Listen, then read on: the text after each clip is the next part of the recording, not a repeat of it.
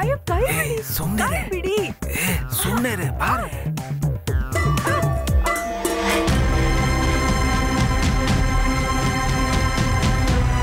ಅಯ್ಯೋ ಪಾಪಿ ಮನುಷ್ಯ, ಬೇಡ ಬೇಡ ಅಂತ ಹೇಳ್ತಿದ್ರು ಕೈ ಹಿಡ್ಕೊಂಡು ಹೇಳಿದ್ರು. ನೋಡು ಅಕ್ಕಿ ಎಲ್ಲ ಹೇಗ್ ಚೆಲ್ಲಿದೆ.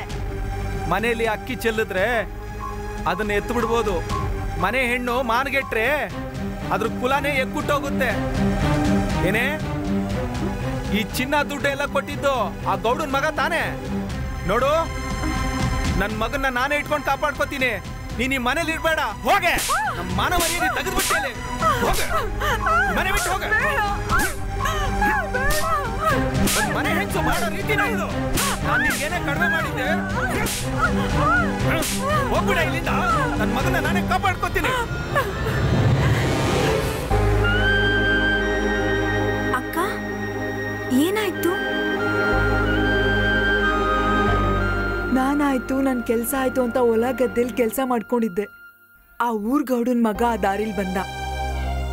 ಅವನ್ ಮದ್ವೆ ವಿಷಯನ ಮಾತಾಡ್ದಾಗ ನಿಮ್ಮಷ್ಟು ಚೆನ್ನಾಗಿರೋ ಹುಡುಗಿ ಸಿಕ್ಕಿದ್ರೆ ಮದ್ವೆ ಮಾಡ್ಕೋತೀನಿ ಅಂತ ಅಂದ. ಅದಕ್ಕೆ ನಾನು ಅಷ್ಟೊಂದು ಚೆನ್ನಾಗಿದ್ದೀನಾ ಅಂತ ಅನ್ಕೊಂಡೆ.